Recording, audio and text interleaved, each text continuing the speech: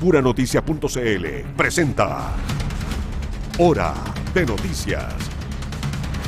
Las informaciones más relevantes de la última hora en un resumen preparado por nuestro departamento de prensa. Tú nos ves, nos escuchas y nos lees. Puranoticia.cl. Esto es Hora de Noticias en Puranoticia.cl. Las noticias como a ti te gustan. ¿Cómo están? Buenas tardes, bienvenidas, bienvenidos a Hora de Noticias por Puranoticia.cl. Nos ves, nos escuchas y nos lees. Puranoticia.cl, las noticias como a ti te gustan. Vamos a revisar las principales informaciones de la jornada. Estas y más informaciones están disponibles en Puranoticia.cl. Además, nos puedes ver a través del canal 177 de Zapping y mediante la aplicación móvil de Canal 13 América Vivo. También saludamos a quienes nos escuchan en La Ligua, en Cabildo, en Papudo, Zapallar, a través del 90.9 en frecuencia modulada. En Valparaíso y Viña del Mar en el 102.5 en frecuencia modulada y en Los Andes y San Felipe en el 96.1. Comenzamos de inmediato con las informaciones. Revisamos titulares. Joven de 19 años muere y 7 personas resultan heridas tras violenta balacera en Rodelillo. Detective de la PDI hiere a sujeto que intentó agredirlo durante una persecución en Curauma. Senado rechaza levantar el secreto bancario sin orden judicial y proyecto pasa a comisión mixta. Fiscal Nacional propone incluir casos de colusión en el registro de vándalos impulsado por el gobierno. CADEM, aprobación del presidente Kast sube a 41% tras la cuenta pública, aunque el discurso obtiene una evaluación históricamente baja. Gobierno defiende revisión de mochilas en escuelas protegidas mientras oposición recurre al Tribunal Constitucional. Alcaldes reunidos en La Serena exigen fortalecer el Fondo Común Municipal y rechazan eventuales recortes presupuestarios. Vamos de inmediato al detalle de las informaciones porque durante la noche de este miércoles una joven de 19 años falleció y otras 7 personas resultaron heridas, esto tras una serie de disparos que se registraron en el sector de Rodelillo en la comuna de Valparaíso. Las autoridades entregaron más detalles de este hecho y Daniel Zunino nos amplía la información. ¿Cómo está, Daniel? Buenas tardes, bienvenido. ¿Cómo estás, Ricardo? Muy buenas tardes ya, 13:04. La violenta balacera se registró cerca de las 21:40 horas en la intersección de Avenida Rodelillo con pasaje María Labrín, en la parte alta de la ciudad Puerto, Valparaíso. Según antecedentes preliminares, desconocidos que se movilizaban en un vehículo llegaron hasta el lugar y abrieron fuego contra un grupo de 8 personas que se encontraban compartiendo en la vía pública. Manuel Millones, delegado presidencial de la región del Paraíso, entregó más antecedentes. Escuchemos lo que nos dijo. Nosotros hemos pedido un reforzamiento de la seguridad del hospital, particularmente para el personal, porque no sabemos las características de los hechos que han acontecido, eso es parte de la investigación. Producto de este ataque, una joven chilena de 19 años resultó gravemente herida y fue trasladada junto a las demás víctimas hasta el hospital Carlos Van Buren en vehículos particulares. Sin embargo, pese a los esfuerzos médicos, se confirmó su fallecimiento en el recinto asistencial. Además, otras 7 personas resultaron heridas por impactos balísticos, entre ellas 7 ciudadanos chilenos y un ciudadano venezolano. Tenemos también palabras de Simón Rojas, director subrogante del hospital Carlos Van Buren. Escuchemos lo que nos dijo. El Hospital Van Buren se mantuvo trabajando con todo su equipo clínico de emergencia para dar solución a esta contingencia. Los equipos clínicos estuvieron a la altura de la situación, permitiendo la atención simultánea de más o menos 5 reanimaciones de pacientes graves que llegaron a la unidad de emergencia.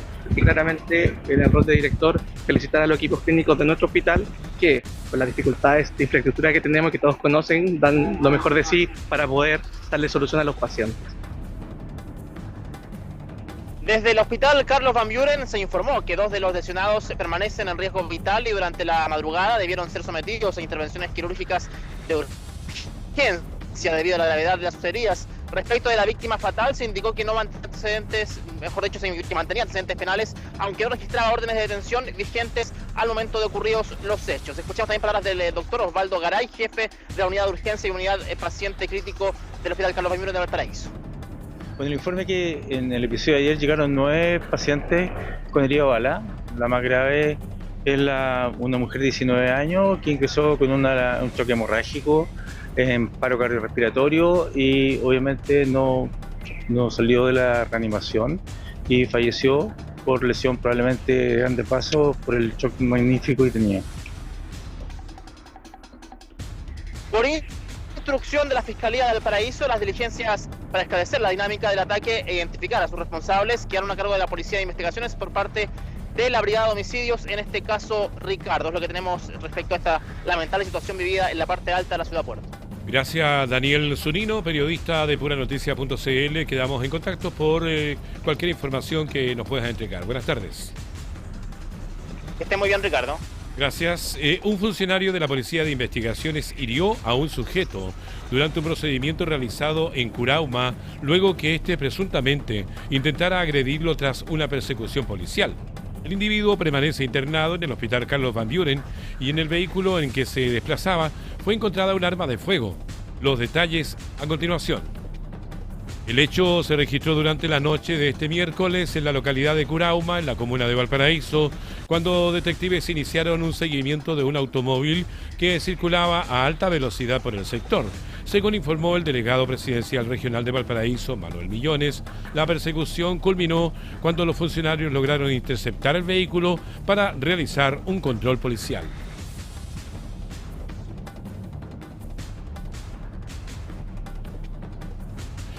De acuerdo con la autoridad, en este momento uno de los ocupantes descendió e intentó agredir a un oficial de la PDI, situación que motivó el uso del arma de servicio por parte del funcionario.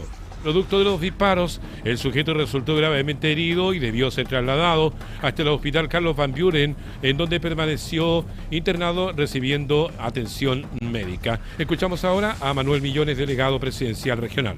Ese es otro hecho que aconteció en el sector de Curauma, en que encontró un vehículo que se desplazaba a alta velocidad, le llamó la atención de la PDI, se hizo la persecución respectiva, las personas intenta agredir al oficial de la policía, el policía hace uso de su arma de fuego, a un joven, digamos que incluso había un arma de fuego dentro de su vehículo, y por tanto la policía de manera legítima hace uso de su arma de fuego, la persona también está acá, en este caso herida. ¿Esta persona tiene antecedentes detenidos? No hemos entregado los antecedentes todavía.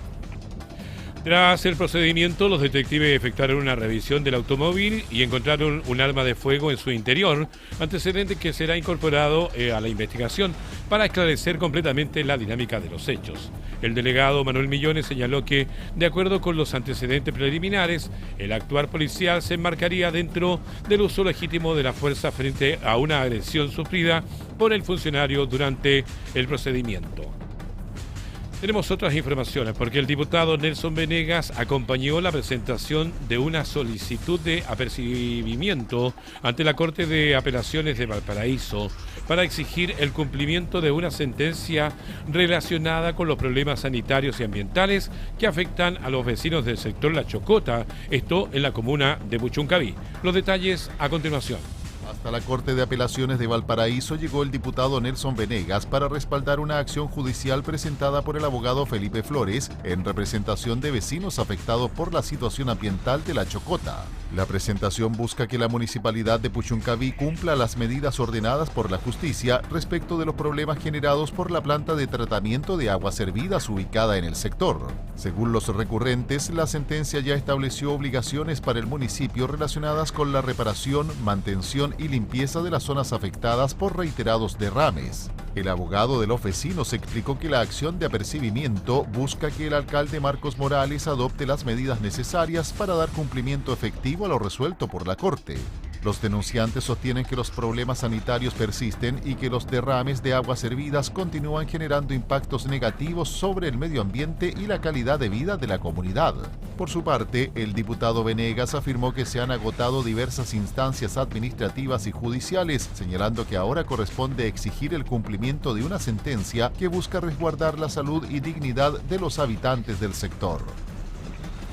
Una investigación periodística volvió a instalar el debate sobre el uso de las semanas distritales por parte de parlamentarios, luego de revelar una serie de viajes al extranjero realizados durante periodos destinados al trabajo territorial. Detalles a continuación. ¿Están usando los parlamentarios las semanas distritales para reunirse con sus electores o para viajar al extranjero? Esa es la pregunta que vuelve a instalar una investigación periodística que reveló una serie de desplazamientos internacionales realizados por diputados durante periodos destinados al trabajo territorial. Entre los legisladores mencionados figuran 2 diputados por la región de Valparaíso. Estamos hablando de Luis Pardo de Renovación Nacional y otro tuiteado independiente de la bancada UDI. Según la publicación, Luis Pardo viajó a Europa entre el 25 y el 29 de abril para participar en un seminario organizado por una fundación. Desde su equipo señalaron que pidió esos días sin goce de sueldo. En tanto, Otuiteao registró una salida a Brasil entre el 22 y el 31 de mayo, periodo que coincidió parcialmente con una semana distrital contemplada en el calendario legislativo.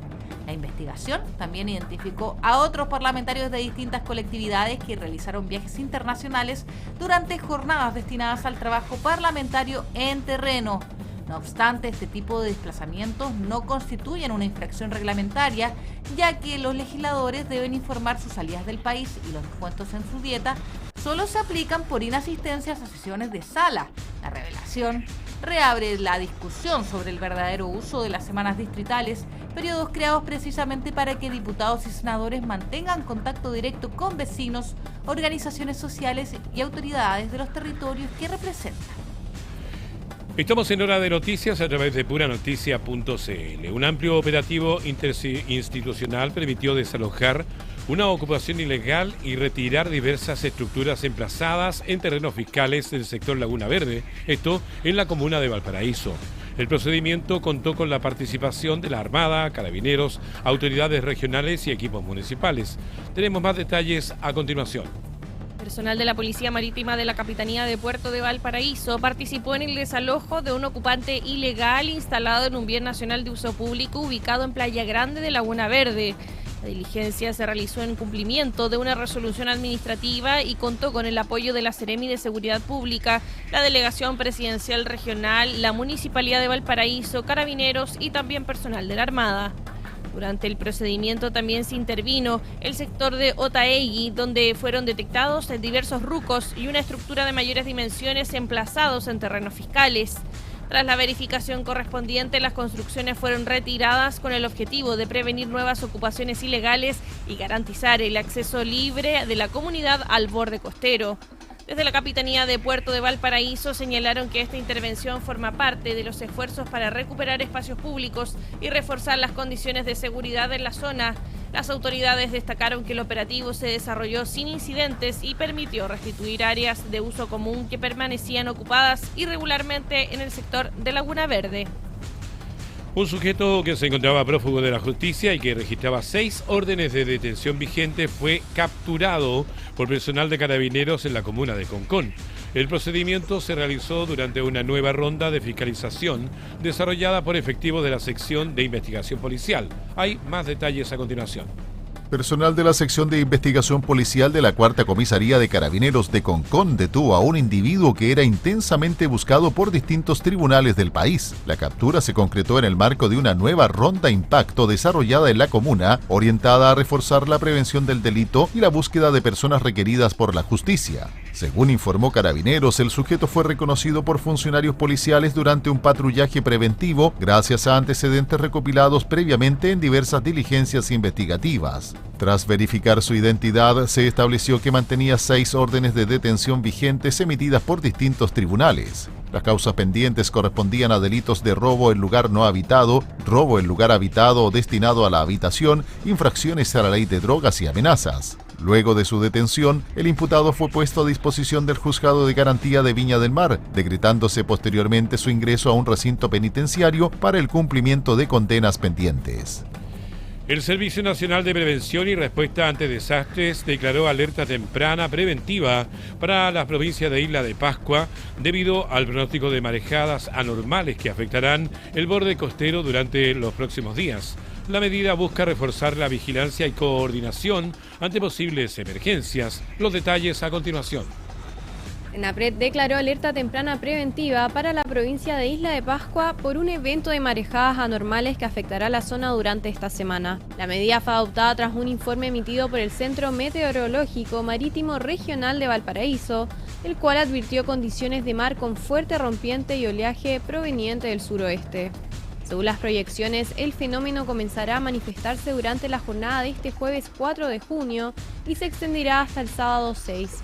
Las autoridades indicaron que el mayor desarrollo de las marejadas se registrará durante los periodos de pleamar, especialmente entre las 10 de la mañana y el mediodía, y durante la noche entre las 23 horas y la 1 de la madrugada. La alerta fue decretada en coordinación con la Delegación Presidencial Regional de Valparaíso y permanecerá vigente mientras las condiciones así lo requieran. Desde Senapred explicaron que esta medida permite reforzar el monitoreo de la situación, coordinar a los organismos de emergencia y actuar oportunamente ante eventuales riesgos para la población y el borde costero. Vamos a otras informaciones, porque la Policía de Investigaciones indaga un homicidio registrado en la comuna de La Pintana, donde un hombre murió tras recibir múltiples disparos durante una presunta encerrona. El hecho ocurrió cuando la víctima regresaba de concretar una compra de un computador junto a un amigo. De acuerdo con los primeros antecedentes, el hecho se registró en la calle Rosa Ester, hasta donde la víctima llegó a bordo de un vehículo acompañado por otra persona. Ambos habían participado previamente en la compra de un computador y se disponían a abandonar el lugar cuando fueron interceptados por desconocidos que se movilizaban en una motocicleta. Según las primeras diligencias, los sujetos habrían intentado sustraer el automóvil, momento en que la víctima se resistió al asalto. Fue entonces cuando los delincuentes efectuaron varios disparos en su contra para posteriormente darse a la fuga en una dirección desconocida. El acompañante trasladó al herido hasta el Hospital El Carmen para recibir atención médica de urgencia. Sin embargo, debido a la gravedad de las lesiones, la víctima falleció en el recinto asistencial. Por instrucción del Ministerio Público, detectives de la Brigada de Homicidios de la PDI concurrieron tanto al hospital como al sitio del suceso para realizar peritajes y reunir antecedentes que permitan esclarecer la dinámica de los hechos e identificar a los responsables. El Senado comenzó la discusión de un proyecto de ley que busca prohibir el acceso a redes sociales a menores de 16 años. Una iniciativa que se suma al debate que es similar al desarrollo en otros países respecto del impacto de las plataformas digitales en niños y adolescentes, mientras algunos destacan que el origen asociado a la salud mental, la exposición a contenidos nocivos y el ciberacoso, otros advierten dificultades de implementación y posibles efectos sobre la autonomía y la vida digital de los jóvenes. Para analizar los alcances de esta propuesta, vamos a conversar con Jimena Pereira, ella es directora del Magíster de Intervención Psicológica Infanto-Juvenil de la Universidad del Desarrollo, a quien saludamos. Jimena, buenas tardes, gusto de saludarla, bienvenida a Hora de Noticias. Hola, buenas tardes, muchas gracias. Gracias por la invitación. Desde la psicología infanto-juvenil, ¿cómo evalúa este proyecto que busca prohibir el acceso a redes sociales a menores de 16 años? Bueno, es un proyecto que puede tener muchos beneficios, ¿no? Hay evidencia suficiente como para afirmar, es cierto que las redes sociales pueden tener efectos negativos importantes en la salud mental de niños, niñas y adolescentes, especialmente cuando esto, porque no es para todos igual, ¿cierto? Pero especialmente cuando hay un uso problemático de estas redes, ¿no? De estas plataformas. Entonces, sabemos que la exposición temprana o la falta de supervisión, por ejemplo, son medidas y son cosas que van haciendo que esto pueda tener un deterioro en nuestros adolescentes, ¿no? Entonces, si bien creo que la prohibición por sí misma no es una solución definitiva, porque tiene que ir acompañado de otras medidas, sí es importante poder tener, digamos, limitaciones en torno a los accesos a redes sociales a menores. Jimena, ¿cuál es esa evidencia que existe actualmente sobre el impacto que tienen las redes sociales en la salud mental de niños y adolescentes? La verdad es que sabemos que en la adolescencia temprana y después en la niñez, sobre todo, ¿cierto? Son etapas particularmente sensibles para el desarrollo neurocognitivo y para el desarrollo emocional, ¿ya? Entre los 12 y los 16 años todavía está madurando la corteza prefrontal, que participa en los procesos de regulación emocional, en los procesos que tienen que ver con el control de impulso, en los procesos que tienen que ver como con la planificación y con la toma de decisiones, ¿ya? Entonces, como son cerebros que están en desarrollo, ¿cierto? El hecho de tener un consumo problemático de redes sociales, de pantallas, ¿cierto? Puede estar asociado, se ha visto en estudios, está asociado a síntomas depresivos, síntomas ansiosos, a un aumento de síntomas depresivos y ansiosos en los adolescentes y en los niños y niñas. Conversamos con Jimena Pereira, directora magíster de Intervención Psicológica de la Universidad del Desarrollo. Jimena, ¿quiénes respaldan esta iniciativa sostienen que podrían ayudar a reducir problemas como la ansiedad, la depresión, los trastornos del sueño o ciberacoso? ¿Es una expectativa realista esto?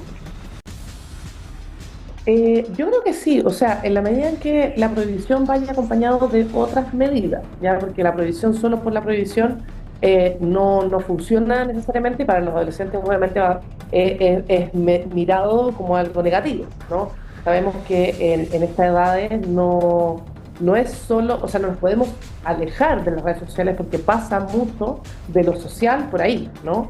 Pero sí en retrasar la exposición a plataformas que estén diseñadas para captar la atención constantemente, puede proteger aspectos relevantes del desarrollo, y podríamos esperar que una menor exposición a esto sí pueda tener consecuencias en torno a tener una menor exposición a, por ejemplo, temas como tú señalabas, ¿cierto?, del ciberacoso, menos contacto obviamente con contenidos violentos, contenidos sexualizados, también, por ejemplo, una menor presión asociada como a la comparación social, que también se da mucho en las redes sociales. También, por ejemplo, mejorar hábitos de sueño, ¿no? Sabemos que si hay un uso problemático de estas redes, también esto altera, ¿cierto?, los hábitos de sueño, y que son uno de los factores más afectados por el uso, por ejemplo, nocturno de las redes sociales. Entonces, además, el retrasar entonces el ingreso masivo a estos entornos puede favorecer que los niños, niñas y adolescentes desarrollen primero recursos emocionales y relacionales en espacios donde hay una presencia, donde son presenciales, que son más seguros, antes de enfrentarse a dinámicas que son digitales y que sabemos que son altamente complejas. ¿Existe una edad adecuada para comenzar a utilizar redes sociales o tal vez depende más de factores como la madurez, el acompañamiento familiar y el contexto de cada niño o adolescente, Jimena? De todas maneras es distinto en los distintos niños, niñas y adolescentes. O sea, no todos los adolescentes tienen los mismos niveles de maduración, no todos los adolescentes pueden manejarse, regularse emocionalmente de formas distintas, y por lo tanto sabemos que no es igual para todos. Ahora, por supuesto que, como digo, en la medida que se retrase, ¿no? y iniciativas como por ejemplo la de Australia, que plantean los 16 años, ¿no? Apuntan a esto, como a retrasarlo para todos, ¿no? Que también es una ayuda cuando, para los papás, por ejemplo, que es súper difícil ponerlo en más cierto, si hay una ley, si hay una prohibición que avale esto, es más fácil, digamos, como poder respaldarse en eso, y eso también puede ayudar. Pero no es igual para todos. Hay niños, niñas que, por ejemplo, pueden dejar fácilmente el aparato, o tienen mejores regulaciones en torno a poder dejarlo, y otros que, por supuesto, les cuesta más o les es más difícil y necesitan madurar un poquitito más para poder llegar a tener esa regulación y ese autocontrol, porque son plataformas que están diseñadas para justamente captar nuestra atención y para hacer que sean adictivas. O sea, nos pasa a los adultos también. Esto no es solamente de niños, niñas y adolescentes. Entonces son plataformas que están diseñadas para captar esa atención. Entonces se necesita mayor aún capacidad, ¿cierto?, de regulación para poder dejarlos y para poder como tomarlos de una manera que no sea problemática, de un consumo que no sea problemático. Conversamos con Jimena Pereira, directora magíster de Intervención Psicológica de la Universidad del Desarrollo. Jimena, algunos críticos sostienen que una prohibición total podría ser difícil de implementar e incluso podría incentivar formas de evasión. ¿Qué tan efectiva cree que podría ser una medida de este tipo? Absolutamente de acuerdo con lo que estás señalando. Ya, lo primero es entender que la supervisión no significa una vigilancia permanente, ¿ya? Y que de alguna manera si uno prohíbe. Sabemos que el entorno digital es donde los niños, niñas y adolescentes, y sobre todo los adolescentes, se mueven, ¿no? Entonces, tampoco podemos dejarlos fuera de ese mundo porque los dejamos fuera de los contactos sociales, ¿ya? Entonces, es muy importante entender que esta prohibición tiene que ir acompañado de lo que necesitan los adolescentes, que tiene que ver con protección y también con el ir desarrollando la autonomía, el ir desarrollando un conocimiento en torno al contacto digital, ¿cierto? Entonces la idea es, claro, retrasar lo más posible el acceso a redes sociales, pero que lo vayan utilizando gradualmente y con acompañamiento y conversaciones frecuentes, ¿ya? Ahí es muy importante poder establecer reglas familiares claras, ¿ya? Porque si no, también vemos papás que hoy día papás, mamás están sobrepasados y claro, si uno dice, además tenemos que sumarle el que estén vigilando todo el tiempo que lo que está pasando, puede ser muy complejo también, y porque además los adolescentes son mucho más nativos digitales que los padres, entonces efectivamente pueden haber conductas como lo que tú señalas de evasión que pueden ser más difíciles para los padres saber, ¿no? Entonces ahí es importante establecer reglas familiares claras. Y lo más importante también es centrarse en la experiencia emocional que están teniendo nuestros hijos y hijas, ¿cierto?, en redes sociales, porque muchas veces los padres preguntan cuánto tiempo estuvieron conectados, pero no preguntan, por ejemplo, cómo se sintieron cuando estaban conectados y qué fue lo que pasó ahí, ¿no? Entonces, es muy importante ahí trabajar en la calidad del vínculo, porque un adolescente que se siente visto, escuchada, comprendida por su figura por los papás, digamos, tiene más probabilidades de enfrentarse de una manera más saludable a estos desafíos del mundo digital y que nos permitan poder acompañarlos en eso, ¿no? No que nos sientan como una figura de autoridad prohibitiva, ¿no? Sino más bien a alguien en el cual yo puedo recurrir si necesito ayuda, si hay algo que no estoy entendiendo bien o algo que me hizo sentir mal, puedo conversarlo y no va a ser un problema, ¿no? O un castigo, sino que va a ser algo que va a poder ser escuchado, que va a poder ser conversado y que me van a poder ayudar y orientar en cómo actuar en este mundo digital. ¿Qué responsabilidad tienen las propias plataformas en la protección de los menores, Jimena? ¿Qué medidas deberían exigírseles a las plataformas en sí? Ya, en general las plataformas y lo que se ha visto en experiencias, ¿cierto?, en otros países, en experiencias internacionales, en la prohibición, ¿cierto?, va no con medidas que sancionan, ¿cierto?, a los adolescentes o a los niños o a las familias, sino que a las plataformas, ¿no? Entonces es muy importante que las plataformas tengan sistemas efectivos, ¿cierto?, de reconocimiento respecto de quiénes están usando, cómo se asegura la plataforma de que efectivamente el que está al otro lado de la pantalla, ¿cierto?, no es un niño o niña adolescente que tenga menos de 16 años, por ejemplo, en este caso, o de la edad que se ponga, ¿no? Y que ellos puedan tener estas formas, ¿cierto?, tiene que ver también con legislaciones en torno a esto, que puedan tener formas de control en relación a eso, y aquellas plataformas que no lo pueden tener son las que son sancionadas. Jimena, finalmente, si pudiera recomendar una política pública para enfrentar los riesgos asociados al uso de redes sociales en menores, ¿apostarías por restricciones legales, educación digital, acompañamiento familiar o por una combinación entre todas estas herramientas?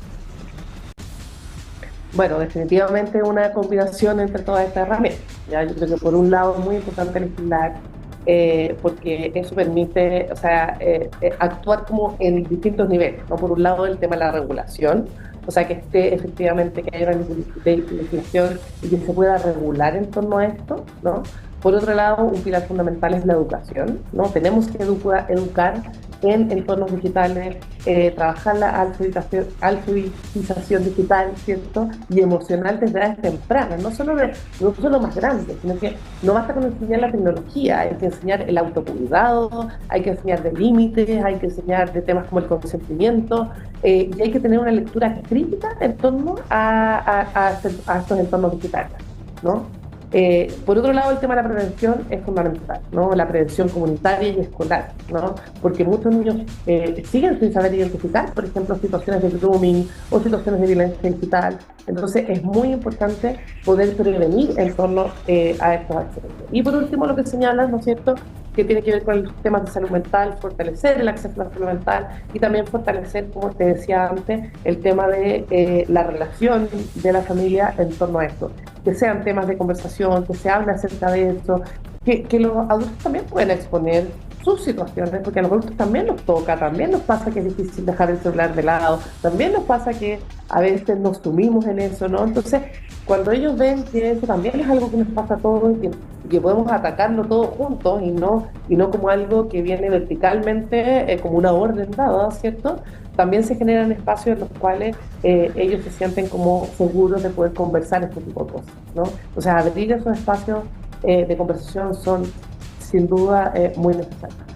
Jimena Pereira, directora magíster de Intervención Psicológica de la Universidad del Desarrollo, agradecerte por este tiempo y por aclararnos algunos de los temas que seguramente muchos en sus casas están viendo y escuchando, y le queda un poquito más claro este tema que es de suma importancia en estos tiempos.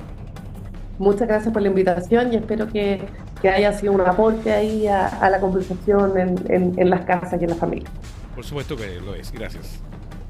Bien, vamos a hacer el primer alto de nuestra jornada a través de Hora de Noticias y ya estamos de vuelta con más informaciones. Espérenos.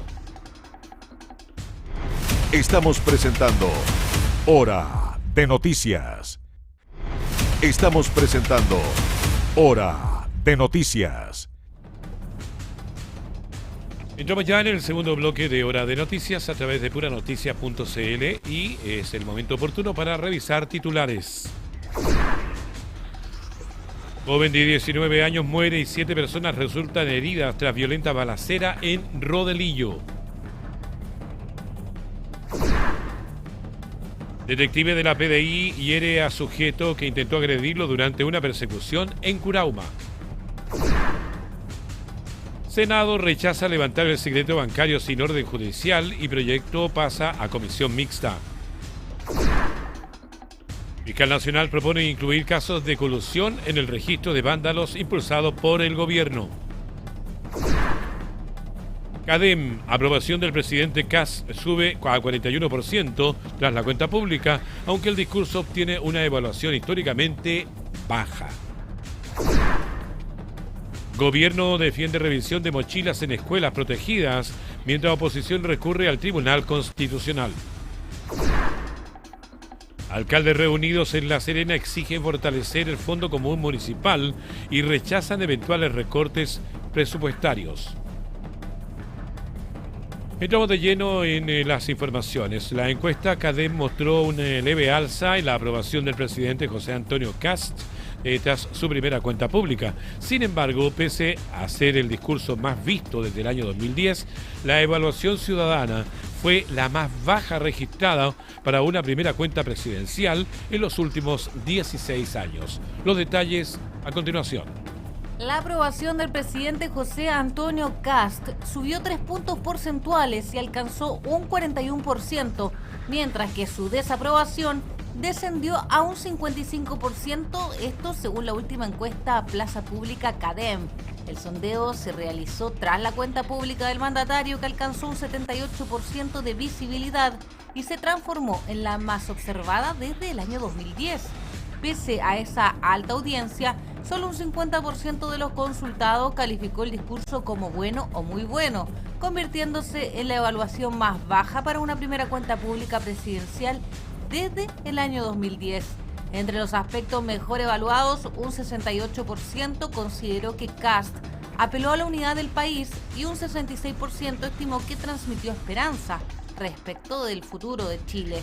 Sin embargo, un 63% opinó que omitió anuncios importantes y un 56% señaló que no logró demostrar que cuenta con un plan concreto en materia de seguridad.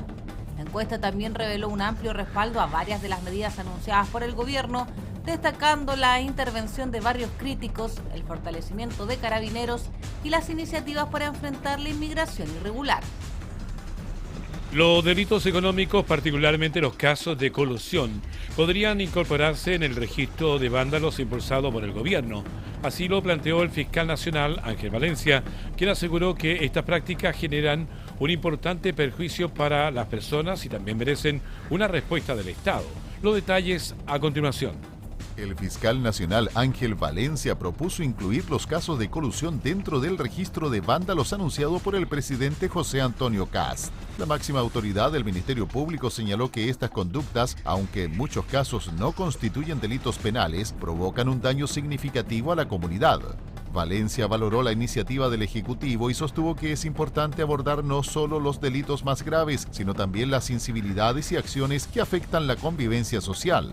En ese sentido, afirmó que la experiencia internacional demuestra que la tolerancia frente a infracciones menores puede favorecer la aparición de delitos de mayor gravedad. Asimismo, destacó la importancia de que quienes ocasionan perjuicios a la sociedad puedan reparar el daño causado, calificando esa medida como una señal positiva para fortalecer la responsabilidad individual. Finalmente, advirtió que cualquier sistema de registro deberá respetar los compromisos internacionales de Chile en materia de protección de datos personales, precisando que una cosa es contar con un registro y otra distinta es que éste sea de acceso público. Los delitos económicos, particularmente los casos de colusión, ya lo habíamos revisado en esta jornada. Y mientras el gobierno defendió la revisión de mochilas y otras medidas contempladas en la ley Escuelas Protegidas, parlamentarios de oposición presentaron un requerimiento ante el Tribunal Constitucional para impugnar varias de sus disposiciones, argumentando que vulneran derechos fundamentales de los niños, niñas y adolescentes. Los detalles a continuación. La ministra de Educación, María Paz Arzola, defendió la revisión de mochilas incluida en la ley Escuelas Protegidas, asegurando que responde a una necesidad derivada de los problemas de violencia que enfrentan actualmente los establecimientos educacionales. La secretaria de Estado sostuvo que, aunque no era una medida contemplada originalmente por el gobierno, hoy resulta necesario entregar respaldo legal a profesores, directivos y comunidades educativas para resguardar la seguridad al interior de los colegios. Arzola afirmó que el proyecto busca dotar de herramientas concretas a los establecimientos para enfrentar situaciones de riesgo y garantizar condiciones adecuadas para el aprendizaje. Sin embargo, diputadas y diputados del Frente Amplio, del Partido Comunista, del Partido Socialista, del PPD, Independientes y Partido de la Gente presentaron un requerimiento ante el Tribunal Constitucional para impugnar 4 normas de la iniciativa. Entre ellas figura la autorización para revisar mochilas y pertenencias de estudiantes, facultad que, según los parlamentarios, carece de resguardos legales suficientes y podría afectar derechos como la privacidad y el debido proceso. El requerimiento también cuestiona los registros realizados por policías dentro de establecimientos educacionales, las restricciones sobre vestimentas o accesorios considerados una apología de la violencia y la pérdida temporal del beneficio de gratuidad para estudiantes condenados por determinados delitos. El Partido Nacional Libertario decidió respaldar el proyecto del gobierno que busca aumentar la deuda pública en 6.200 millones de dólares, pese a que inicialmente se había manifestado en contra de esta iniciativa. El cambio de postura se produjo tras una reunión con el ministro de Hacienda, Jorge Quirós. Tenemos más detalles a continuación. El Partido Nacional Libertario confirmó que entregará sus votos al proyecto impulsado por el Ejecutivo para aumentar la deuda pública en 6.200 millones de dólares. La decisión marca un giro respecto de la postura que la colectividad había expresado durante los últimos días, cuando rechazaba la posibilidad de incrementar el endeudamiento del Estado. El cambio se produjo luego de una reunión sostenida con el ministro de Hacienda, Jorge Quirós, quien expuso los antecedentes financieros y fiscales que sustentan la propuesta del gobierno. Tras el encuentro, el presidente del partido, Johannes Kaiser, señaló que comprendieron la inviabilidad de mantener su posición inicial si es que buscaban actuar con responsabilidad frente a las necesidades del país. Desde la colectividad precisaron que el respaldo no será incondicional y que forma parte de un acuerdo alcanzado con el Ministerio de Hacienda para avanzar en medidas de ajuste fiscal. Entre los compromisos mencionados figura el congelamiento de reajustes salariales en el sector público por sobre la variación del IPC, hasta que se cumplan las metas de ahorro fiscal acordadas entre ambas partes. Diputadas y diputados del Frente Amplio, Partido Socialista, Partido Comunista y PPD emplazaron al Senado a reabrir la discusión sobre el levantamiento del secreto bancario en el marco del proyecto de inteligencia económica que actualmente se encuentra en tercer trámite constitucional. Los parlamentarios aseguran que se trata de una herramienta fundamental para perseguir al crimen organizado. Hay más detalles a continuación. Las bancadas de oposición solicitaron al Senado reincorporar el levantamiento del secreto bancario, el proyecto que crea un subsistema de inteligencia económica y fortalece las capacidades de fiscalización financiera del Estado. Desde el Frente Amplio, la diputada Gael Youmans sostuvo que es urgente retomar esta discusión, argumentando que las transferencias bancarias forman parte de las operaciones realizadas por el narcotráfico y el crimen organizado. Tomen la discusión sobre el levantamiento del secreto bancario de manera urgente. Hemos visto que finalmente lo que decía Fontaine no era real, porque las transferencias bancarias son parte de las acciones que realiza el narcotráfico y el crimen organizado y que están perjudicando la protección de la seguridad en nuestra nación. La diputada Daniela Serrano, jefa de bancada del Partido Comunista, afirmó que el Senado tiene la oportunidad de adoptar medidas efectivas para combatir la inseguridad y emplazó a los parlamentarios a respaldar el levantamiento del secreto bancario. No estamos hablando de un mero registro nacional de banda, lo que ya sabemos que se ha abierto flancos dentro de la opinión pública al no considerar, por ejemplo, distinción entre lo que es una incivilidad a lo que es un delito. Y en ese sentido hacemos un emplazamiento a que el Senado pueda retomar esta discusión. Por su parte, el diputado socialista Raúl Leiva señaló que recientes casos de lavado de activos demuestran la necesidad de contar con mayores herramientas para seguir el flujo de recursos ilícitos y perseguir las operaciones sospechosas. Las grandes corporaciones del delito ya están en Chile. No pasan por la frontera ni una zanja, están en nuestro país. Son verdaderas multinacionales. Aquí se dijo muchas veces de que, oye, si no utilizan las instituciones bancarias, la pregunta que nos hacemos, y por eso fundamos y argumentamos esta solicitud. Si a través del Banco Santander, a través de una persona que tenía en trámite su nacionalidad chilena, un ejecutivo de cuentas, se lavaron activos por más de 80.000 millones de pesos, ¿será el único caso? Hay muchos, por cierto que hay muchos. Finalmente, el diputado Raúl Soto sostuvo que el crimen organizado ya ha permeado distintos sectores de la sociedad y llamó al gobierno a respaldar una medida que permita seguir la ruta del dinero y desarticular las estructuras financieras de estas organizaciones. Los tentáculos del crimen organizado siguen avanzando en nuestro país ante la permisividad del gobierno del presidente José Antonio Kast. Y no lo podemos seguir tolerando, no lo podemos seguir permitiendo. Ya no solamente están permeando las instituciones públicas, sino que el crimen organizado está permeando también la empresa privada e incluso las instituciones financieras. La Sala del Senado rechazó la norma que permitía levantar el secreto bancario sin autorización judicial en investigaciones ligadas al crimen organizado. La medida formaba parte del proyecto que crea un subsistema de inteligencia económica para combatir delitos financieros. Los detalles los tenemos a continuación. Debido a las discrepancias entre ambas cámaras, la iniciativa deberá ser revisada ahora por una comisión mixta. El proyecto busca fortalecer la persecución del crimen organizado mediante herramientas que permitan detectar operaciones sospechosas relacionadas con lavado de activos, financiamiento del terrorismo y otras actividades ilícitas. Entre sus principales medidas contempla una coordinación más estrecha entre la Unidad de Análisis Financiero, el Servicio de Impuestos Internos y el Servicio Nacional de Aduanas, organismos que podrán intercambiar información para mejorar la detección de movimientos financieros irregulares. Asimismo, la iniciativa considera la creación de unidades especializadas de inteligencia económica en el Servicio de Impuestos Internos y Aduanas, además de nuevas herramientas para seguir la ruta del dinero proveniente de organizaciones criminales.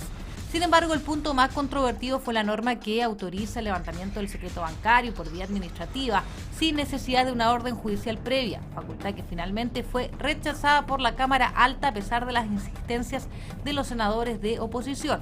Durante el debate, varios senadores hicieron referencia a la denominada Operación Tokio, investigación que permitió desarticular el brazo financiero del Tren de Aragua y que incluyó la detención de un ejecutivo bancario presuntamente vinculado a actividades ilícitas.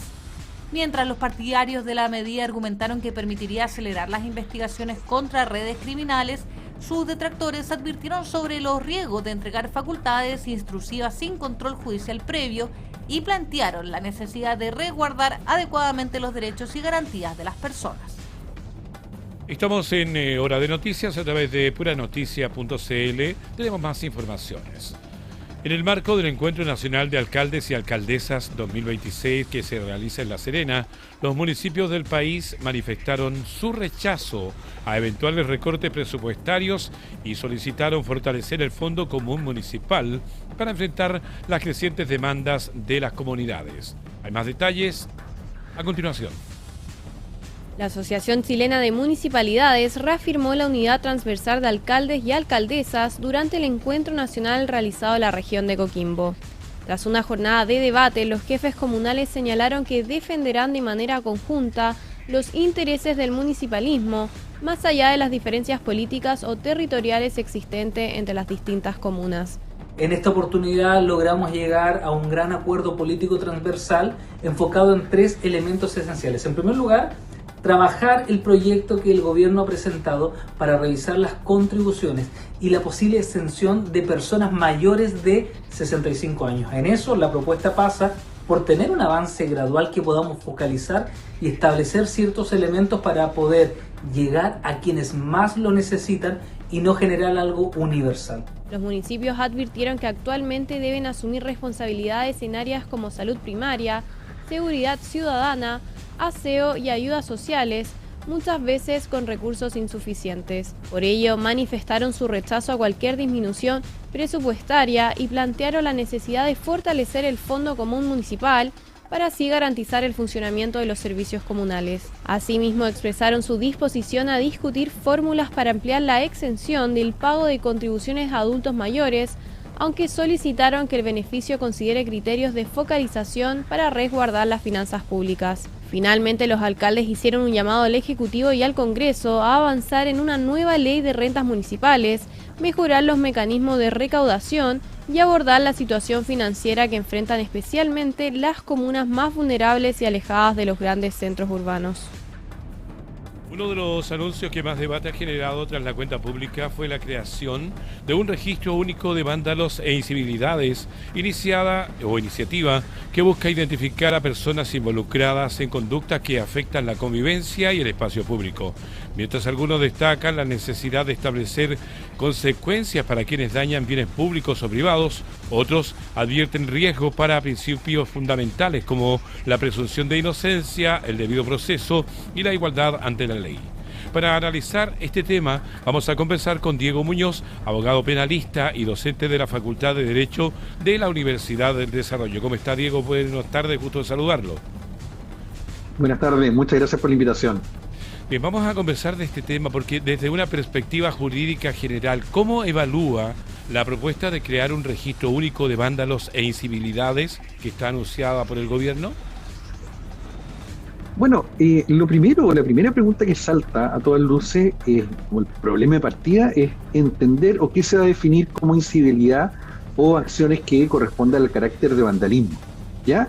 Y esto, ¿por qué? Porque todavía obviamente no está en el proyecto señalado, pero eso puede crear, como han dicho variados expertos sobre el tema constitucionalista y otros, que acá podemos tener un problema tanto de principio de legalidad como un tema de constitucionalidad. Si es que aquello primero no se define, dado que hoy en día lo que tiene nuestro Código Penal para efectos de sanciones son las faltas, los simples delitos y los crímenes. Y en la primera categoría, que son las faltas, podemos encontrar ciertas cosas que nosotros podríamos atender a que son estas incivilidades o vandalismo.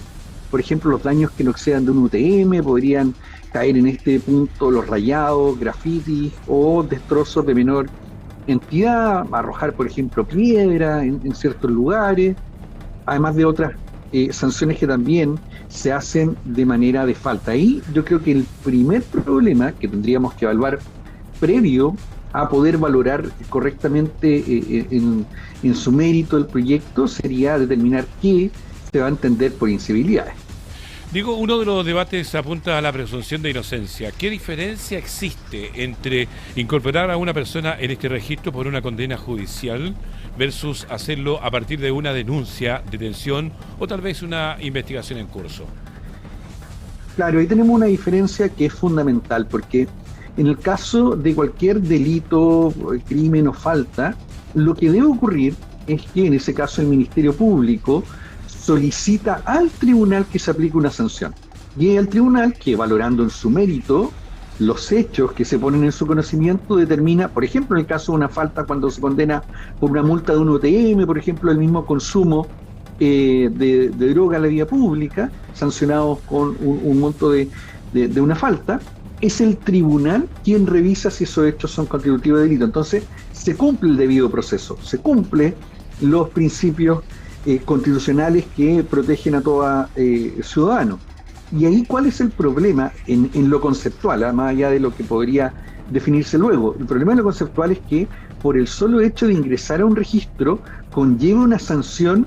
Eso pareciera no seguir al menos nuestros principios que establece la Constitución, que es respecto de el debido proceso y el principio de inocencia para efecto de tener sanciones de este tipo. Y también hay que tener cuidado de la forma en que se impone, porque como señalaba, para los efectos nuestro propio Código Penal establece ya, al final del mismo cuerpo legal, cuáles son aquellas conductas que se entienden como falta, y también siguen este mismo principio o forma de conocimiento en el caso del tribunal, incluso aquellas multas menores, aquellas multas menores también, por ejemplo, no concurrir a las votaciones u otras de carácter municipal, aún así son conocidas por un tribunal, que en el caso del juzgado de policía local. Y ahí es donde podemos tener quizás el mayor problema en un análisis previo sin conocer el proyecto, la idea de la legislación. Diego, y en ese sentido, ¿cuáles son los principales resguardos legales que debería contemplar una iniciativa de este tipo para evitar arbitrariedades o tal vez vulneraciones al debido proceso? Sí, aquí en esto yo creo que hay que tener cuidado en 3 puntos. Uno, el tema de la proporcionalidad. Si se va a establecer alguna sanción, esta tiene que ser proporcional a la gravedad del hecho, ¿ya? Entonces, puede que dentro de esta cadena o este listado de incivilidades u otro tipo de faltas que se definan, puedan no tener una proporcionalidad, porque todas se podrían sancionar de la misma manera. Entonces, lo primero que habría que tener cuidado es la proporcionalidad dentro de los distintos tipos de hechos.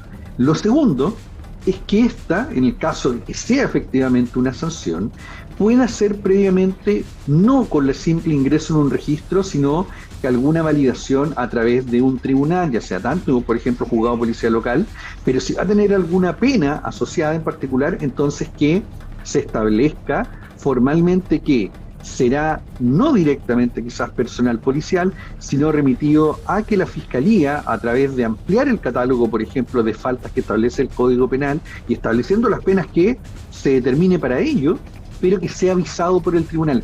Eso es lo fundamental para que no tengamos un problema de constitucionalidad por el solo hecho del registro, porque si no eso puede caer en una arbitrariedad y obviamente afectar también el tema de la igualdad ante la ley. Y ahí es súper relevante poder recordar que para efectos de estos cambios legislativos, y muy probablemente en el caso en el que el proyecto llegue a discutirse, la Corte Suprema muy probablemente haga las mismas aprehensiones de qué es lo que se debe resguardar para evitar que en realidad una persona no sea sancionada solamente por el hecho de estar en un lugar equivocado o que fue confundida. Por ejemplo, si no se tiene el nombre de esta persona, se arranca y luego se confunde con otra, podría ahí también no tener el derecho a establecer algún medio probatorio de alguna manera. Yo no fui, poniéndolo en un caso muy extremo, y eso es lo que finalmente debemos tratar de resguardar en proyectos como este.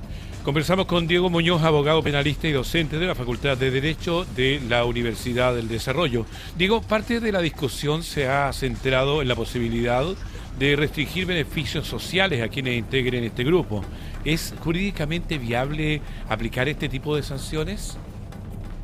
A ver, hay dos cosas. Uno es un tema de proporcionalidad. Si vamos a entender proporcional, por ejemplo, si yo rayo una pared, que me quiten, por ejemplo, una pensión de por vida, no poder acceder a gratuidad. Eso es lo primero, un tema de discusión de proporcionalidad. Ahora, ¿es posible establecer este tipo de sanciones? Sin duda, se podría establecer, se podría incluso resguardar la constitucionalidad de ello para que pueda tener esa sanción, pero ¿dónde debe ser el límite? No puede ser permanente.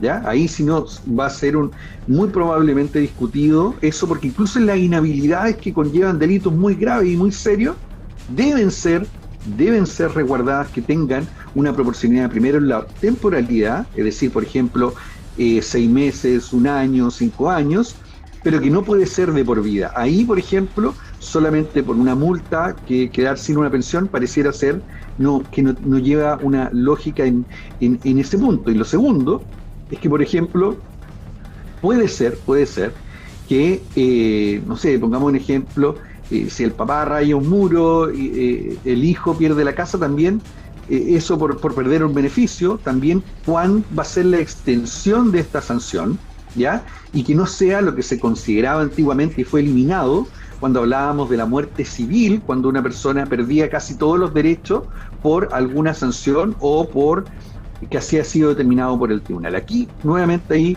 volvemos en que puede sancionarse casos como estos, sin duda, es decir, se establece y se realiza a través de los procesos legales, pero siempre resguardando lo que establece nuestra Constitución. Diego, queremos agradecerte por este tiempo y habernos dejado tal vez tu impresión con respecto a este tema. No, gracias por la invitación, que tengan buena tarde. Gracias, buenas tardes. Diego Muñoz, abogado penalista y docente de la Universidad del Desarrollo, en este caso, docente de la Facultad de Derecho de la Universidad del Desarrollo. ¿Vamos a más informaciones?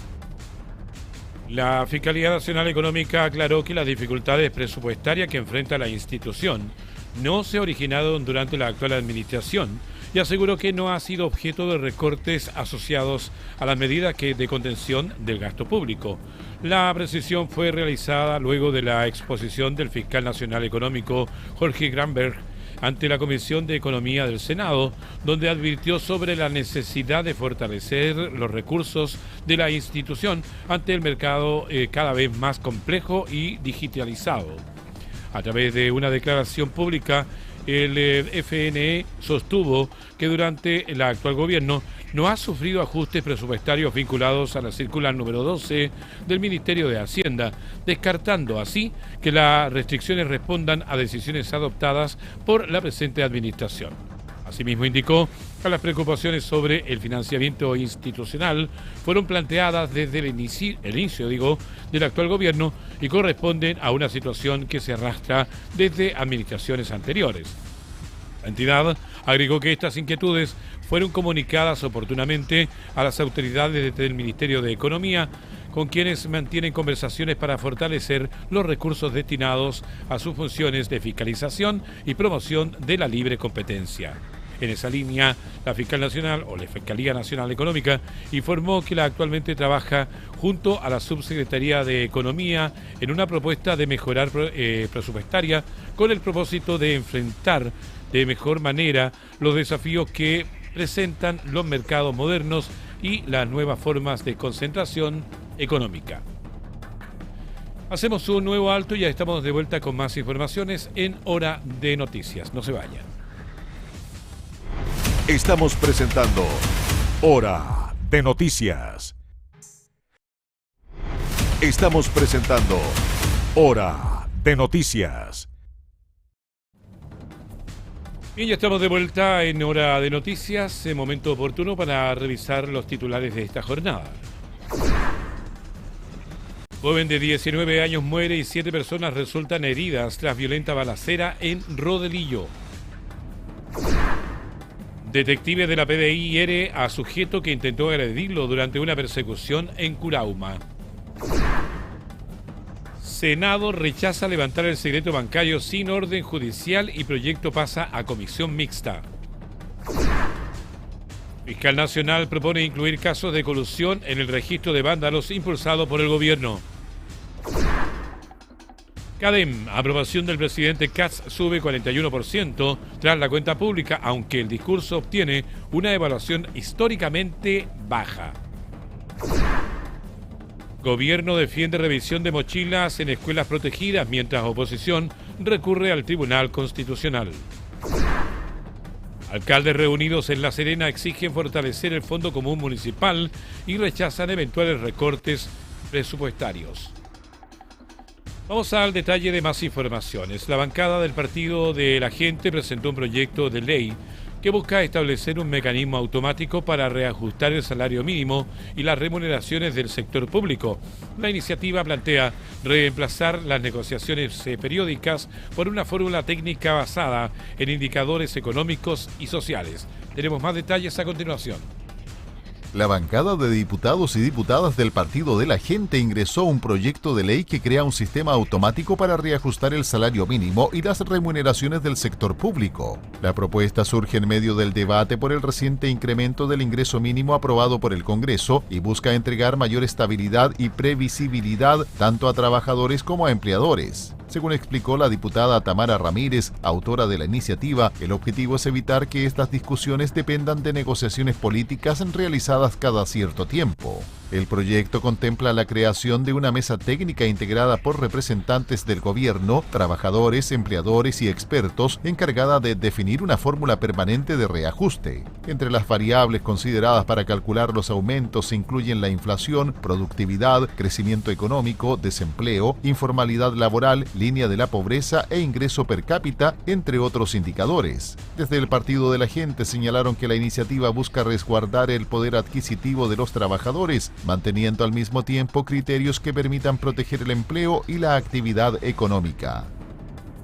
La resolución del Servicio de Impuestos Internos que permite a las plataformas extranjeras de apuestas online inscribirse para pagar IVA en Chile generó críticas desde distintos sectores. Senadores de oposición anunciaron acciones fiscalizadoras, mientras que la industria de casinos acusó una eventual validación de actividades que consideran ilegales. Tenemos más El detalles. Servicio de Impuestos Internos emitió una resolución que establece un mecanismo para que plataformas extranjeras de apuestas online puedan inscribirse y pagar el IVA correspondiente por operaciones realizadas en Chile. La medida busca asegurar el cumplimiento tributario de estos servicios digitales, permitiendo incluso regularizar impuestos adeudados correspondientes a periodos anteriores. Sin embargo, la decisión generó cuestionamientos por parte de la Asociación Chilena de Casinos de Juego, que acusó que la resolución podría interpretarse como una regularización encubierta de actividades que actualmente no cuentan con una regulación específica en el país. La entidad sostuvo que el pago de impuestos no modifica la situación jurídica de estas plataformas y advirtió sobre posibles efectos en materia de competencia, fiscalización y protección de los consumidores. A las críticas se sumaron los senadores Gastón Saavedra, Ricardo Celis y Diego Ibáñez, quienes anunciaron que citarán al director del Servicio de Impuestos Internos a la Comisión de Economía del Senado para explicar los fundamentos de la medida. Los parlamentarios también informaron que presentarán un requerimiento ante la Contraloría General de la República, argumentando que la regulación de las apuestas online corresponde al Congreso y no puede ser resuelta mediante una decisión administrativa. En tanto, el Servicio Nacional de Migraciones en Valparaíso llamó a las personas extranjeras que se encuentran en situación migratoria irregular a informarse sobre el plan de abandono voluntario anunciado por el presidente de la República, José Antonio Kast, durante su cuenta pública. La iniciativa contempla beneficios para quienes abandonen el país dentro de los plazos establecidos. Hay más detalles a continuación. El plan de abandono voluntario está dirigido a extranjeros que ingresaron al país por pasos no habilitados o que permanecen en Chile con permisos de permanencia transitoria vencidos. Una iniciativa que permitirá abandonar el territorio nacional sin enfrentar sanciones económicas, procesos de expulsión o prohibiciones de reingreso asociadas únicamente a su situación migratoria irregular. Desde el Servicio Nacional de Migraciones explicaron que el trámite será gratuito y deberá realizarse exclusivamente a través de una plataforma digital que va a ser habilitada próximamente. La autoridad regional informó que quienes tengan vínculos familiares con ciudadanos chilenos o extranjeros con residencia definitiva, así como quienes mantengan contratos laborales vigentes, podrán solicitar una residencia temporal antes de abandonar el país. Para acceder al programa será necesario acreditar identidad mediante pasaporte, documento nacional de identidad, salvoconducto consular u otro documento válido según corresponda. El proceso tendrá una duración de 180 días desde la apertura oficial de la plataforma, tras lo cual quienes no se acojan al mecanismo quedarán sujetos a las sanciones administrativas contempladas por la legislación migratoria vigente, incluida la expulsión del territorio nacional. Ahora, en vivo. Ahora, en vivo.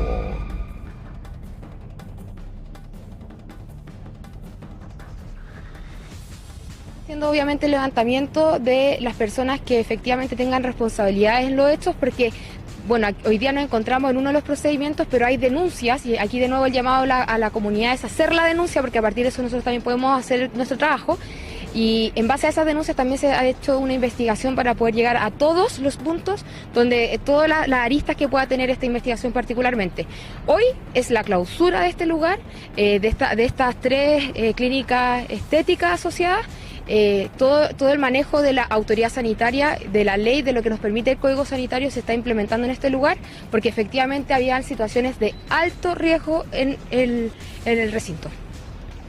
¿Usted sabe qué tipo de procedimientos se realizaban en el interior? Habían procedimientos muchos que tenían que ver desde técnicas estéticas, procedimientos mayores y menores, cirugías menores, y hay denuncias de mutilaciones en el cuerpo humano, dígase en algunas mucosas del cuerpo humano, y también intervenciones a través de la técnica de plasma. Estamos a esta hora con la información del momento, porque la Seremi de Salud de la región metropolitana, Pía Venegas, junto a Marcela Ortiz, jefa de fiscalización de la Municipalidad de Providencia, y Carabineros, se refieren al allanamiento del edificio en donde se estaba realizando procedimientos médicos sin autorización sanitaria. Escuchemos. Encontramos también eliminación de residuos en basura común, lo cual es, insisto, lo que encontramos hoy acá es del todo grave respecto a la seguridad sanitaria de la región. Muchas gracias, Seremi. Muchas gracias a ustedes. Ahora, en vivo. Ahora, en vivo. Ahí estábamos en contacto con lo que fue el punto de prensa, porque la Seremi de Salud de la región metropolitana, Pía Venegas, junto a Marcela Ortiz, jefa de fiscalización de la Municipalidad de Providencia, además de Carabineros, se estaban refiriendo al allanamiento del edificio en donde se estaban realizando procedimientos médicos sin la autorización sanitaria. Continuamos con otras informaciones. Porque tras una investigación que se extendió por cerca de 1 año y medio, la Fiscalía Regional de Ñuble y la Policía de Investigaciones lograron desarticular la que fue calificada como la mayor asociación delictiva dedicada al robo de madera en la región. El operativo dejó 17 detenidos, millonarias incautaciones y 4 imputados en prisión preventiva. Tenemos más detalles a continuación. La Fiscalía Regional de Ñuble y la Policía de Investigaciones desarticularon una organización criminal dedicada al robo sistemático de madera desde predios forestales de la comuna de El Carmen. El operativo permitió la detención de 17 personas y la incautación de 40 vehículos utilizados para la tala, transporte y comercialización ilegal de la madera. Además, fueron decomisadas armas de fuego con sus números de serie adulterados, más de un centenar de municiones, dinero en efectivo y madera avaluada en aproximadamente 3.000 millones de pesos. Según la investigación, la organización operaba desde un aserradero ubicado en la comuna de Chillán, donde la madera sustraída era procesada y posteriormente comercializada utilizando documentación presuntamente adulterada. La Fiscalía indicó que 4 de los principales integrantes de la agrupación quedaron en prisión preventiva, mientras que el resto de los imputados quedó sujeto a medidas cautelares durante el desarrollo de la investigación. Las autoridades destacaron que también se solicitó la retención de productos bancarios asociados a los involucrados, con el objetivo de seguir la ruta del dinero y perseguir el patrimonio generado a través de esta actividad ilícita. En tanto, Carabineros desarrolló durante esta mañana un amplio operativo de copamiento en distintos puntos de la región metropolitana. En el marco del plan de policiamiento táctico de impacto de intervención preactiva y preventiva activa, enfocado en reforzar la seguridad en espacios de alta circulación de personas. El despliegue se concentró en estaciones del metro de las líneas 4 y 5, la intermodal Bellavista de la Florida y diversos paraderos de transporte público, con el objetivo de prevenir delitos y aumentar la presencia policial en sectores de alta movilidad urbana. Para esta jornada fueron destinados 160 funcionarios de distintas unidades territoriales y especializadas de la institución, entre ellas el CEP, el OS7, el OS9 y radiopatrullas, además de los medios logísticos necesarios para apoyar los procedimientos. encontramos reforzados, son más de 100 carabineros de distintas especialidades, radiopatrulla, tenemos personal del CEP, el Servicio Especializado, 2S7, COP, y ellos complementan esta entrega de sensación de seguridad. Por el plan de policiamiento táctico impactó a intervención preventiva activa. Además, la intervención comenzó con una cuenta inicial realizada en la Plaza La Capilla, ubicada en el sector del Paradero 14 de Vicuña Maquena, en donde se coordinó el despliegue de los equipos hacia los distintos puntos definidos para la fiscalización. Durante el operativo se están realizando controles de identidad, fiscalizaciones y patrullajes preventivos con la finalidad de detectar personas con orden pendiente, prevenir delitos y fortalecer la seguridad de quienes utilizan diariamente el transporte público. Carabineros informó que estas acciones forman parte de una estrategia permanente de prevención y control de lugares de alta afluencia. En la Intermodal Bellavista de la Florida estará disponible para entregar detalles del procedimiento el jefe de la zona Santiago, GT, general Juan Pablo Díaz.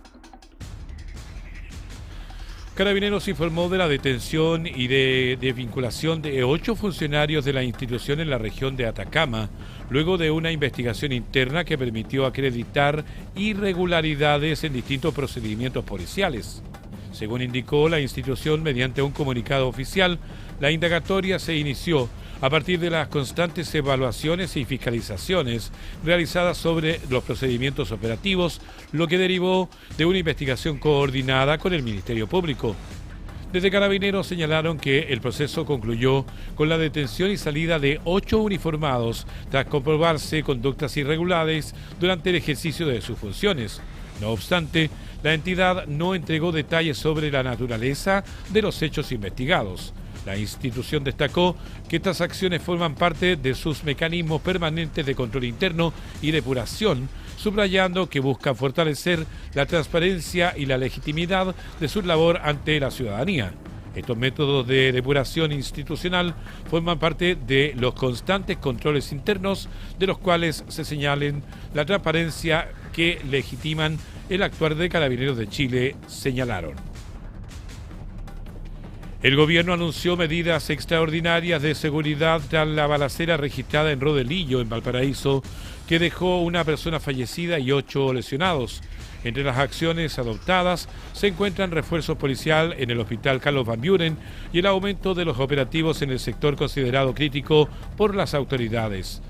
El delegado presidencial regional de Valparaíso, Manuel Millones, confirmó que tras el ataque armado ocurrió la noche de este miércoles, se solicitó reforzar la seguridad en el Hospital Carlos Van Buren, recinto donde permanecen internadas varias de las víctimas. La autoridad explicó que la medida busca resguardar tanto al personal de salud como también a los familiares de los afectados, considerando que aún se investigan las circunstancias que rodean este hecho de violencia. Millones indicó además que la investigación quedó en manos de la Brigada de Homicidios de la PDI, mientras continúan las diligencias para identificar a los responsables del ataque que dejó una persona fallecida y 8 heridos. No quiero estigmatizar el barrio, es una zona crítica, ¿verdad? Y nosotros en esta reunión que tuvimos en el Comité Policial, Carabineros de la PDI, vamos a aumentar los barrios críticos desde el punto de vista operacional, de estos trabajos integrados que estamos haciendo entre Carabineros y la PDI. No podemos dar a conocer cuáles son los barrios, por cierto que sí, pero ustedes van a ver prontamente mayores resultados desde el punto de vista de la detención y del control de bandas o de delincuentes, especialmente lo que se refiere a armamento, hallazgos de armas y de drogas. Delegado, respecto al lugar donde ocurrió la balacera, el delegado reconoció que Rodelillo forma parte de las zonas que presentan mayores desafíos en materia de seguridad, aunque evitó estigmatizar a sus habitantes. En este contexto anunció que el Comité Policial acordó ampliar y reforzar la intervención en barrios críticos de la región, mediante un trabajo coordinado entre Carabineros y la Policía de Investigaciones. La autoridad aseguró que estas estrategias estarán enfocadas en la detección de bandas delictuales, el decomiso de armas y drogas y el fortalecimiento de los controles policiales con el propósito de mejorar la seguridad en sectores considerados prioritarios. Vamos a revisar a continuación nuestro portal puranoticia.cl.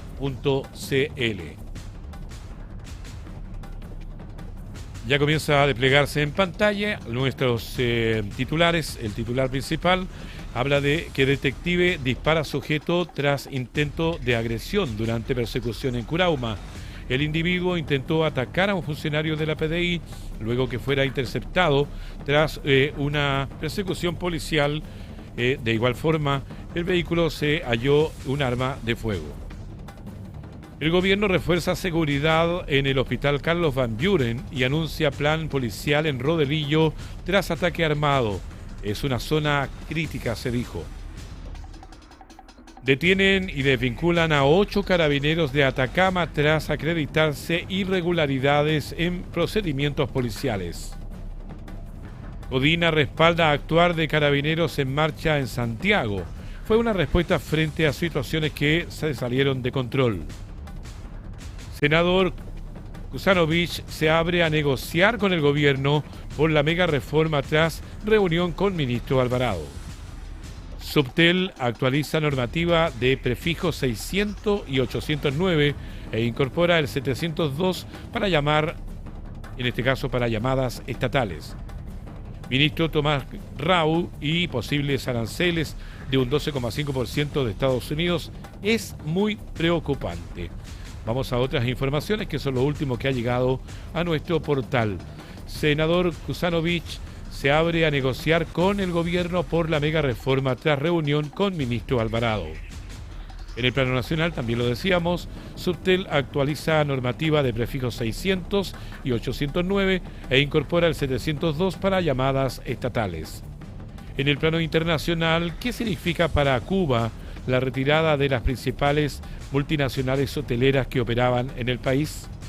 En la región detienen y desvinculan a 8 carabineros de Atacama tras acreditarse irregularidades en procedimientos policiales. En deportes, Intercontinental Sub-20 entre Santiago Wanderers y Real Madrid queda en duda en Valparaíso por alto costo de la organización. Y en espectáculo, guerra en la retrofarándula. Angélica Sepúlveda y pareja de Coca Mendoza barren en conjunto contra Eliana Albacete. Esto es lo que trae nuestro portal a esta hora de la jornada en puranoticia.cl. Usted nos ve, nos escucha, nos lee a través de puranoticia.cl, las noticias como a ti te gustan. Hacemos un pequeño alto en las informaciones y estamos de vuelta con más. Ya volvemos. Estamos presentando Hora de Noticias. Estamos presentando Hora de Noticias. Entramos ya en el último bloque de Hora de Noticias de esta jornada. Vamos a ir de inmediato a las informaciones internacionales que nos entrega nuestra periodista Carmen Paz González. Adelante. Hola, ¿cómo están? Momento de revisar noticias del mundo aquí en puranoticia.cl.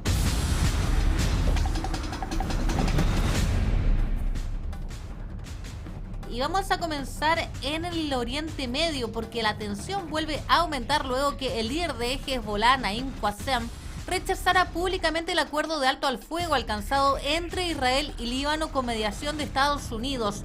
Durante un discurso difundido este jueves, el dirigente calificó el pacto como una capitulación y aseguró que representa una derrota para el pueblo libanés y una victoria para Israel. Qassem sostuvo que el acuerdo busca debilitar al Líbano mediante el desarme de las milicias y afirmó que cualquier intento por quitar capacidad militar a los grupos de resistencia solo favorecerá los intereses israelíes en la región. Además, se exigió la retirada de las tropas israelíes desplegadas en territorio libanés y llamó a las autoridades de su país a abandonar las negociaciones impulsadas desde Washington. El líder de Hezbollah dejó claro que su organización no se considera parte del acuerdo y aseguró que continuará respondiendo a cualquier acción militar mientras persista la presencia israelí en territorio que consideran ocupado. Sus declaraciones representan un nuevo obstáculo para los esfuerzos diplomáticos que buscan estabilizar la zona después de meses de enfrentamientos que han dejado miles de muertos y heridos tanto en Líbano como en Israel.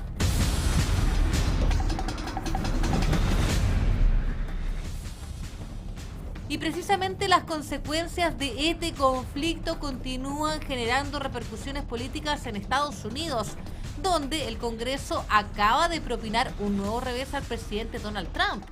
Claro, porque la Cámara de Representantes aprobó una resolución que busca obligar al presidente Donald Trump a retirar las fuerzas estadounidenses involucradas en operaciones militares contra Irán. Una iniciativa que fue aprobada por 215 votos contra 208 y que contó con el respaldo de 4 legisladores republicanos que decidieron sumarse a los demócratas. Los impulsores del proyecto argumentan que la guerra no cuenta con una autorización formal del Congreso y que por tanto vulnera las disposiciones establecidas en la Ley de Poderes de Guerra de Estados Unidos. La propuesta ordena retirar a las fuerzas estadounidenses que participan en hostilidades contra Teherán, salvo que existe una declaración formal de guerra o una autorización específica otorgada por el Poder Legislativo. Quienes respaldan la medida sostienen que el conflicto ha tenido importantes consecuencias económicas para los ciudadanos estadounidenses, especialmente por el impacto de los precios de los combustibles, la energía y diversos productos agrícolas.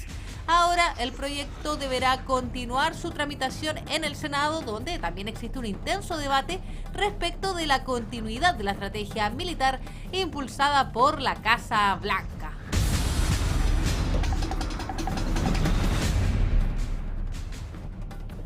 Y la votación generó una reacción inmediata en el presidente de Estados Unidos, y era que no. Respondió Donald Trump con dureza tanto a la oposición como a los integrantes de su propio partido que finalmente apoyaron esta medida. Fue a través de redes sociales, como es costumbre, donde Donald Trump calificó la resolución como una medida antipatriota y acusó a sus detractores de interferir en las negociaciones destinadas a poner fin al conflicto con Irán. El mandatario apuntó especialmente contra los 4 congresistas republicanos que votaron junto a los demócratas, a quienes calificó como oportunistas y aseguró que deberían avergonzarse por su decisión. Trump insistió además en que la guerra ya concluyó tras el alto al fuego decretado por su administración durante abril, argumento que también ha sido utilizado por la Casa Blanca para rechazar la iniciativa aprobada por la Cámara. Sin embargo, los críticos del gobierno sostienen que continúan registrándose operaciones militares y despliegues en la región, razón por la que consideran necesario establecer límites más claros a las facultades presidenciales en materia de guerra. La disputa refleja las crecientes divisiones políticas en Washington respecto del papel que debe desempeñar Estados Unidos en Medio Oriente y del alcance que puede tener el presidente para involucrar al país en conflictos internacionales sin autorización del Congreso.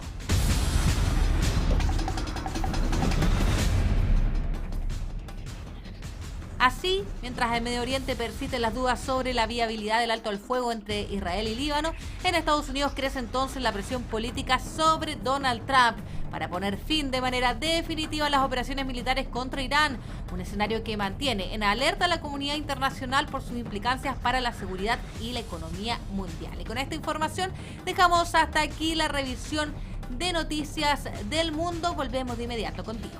Gracias Carmen Paz González, periodista que nos entregaba también un informe internacional.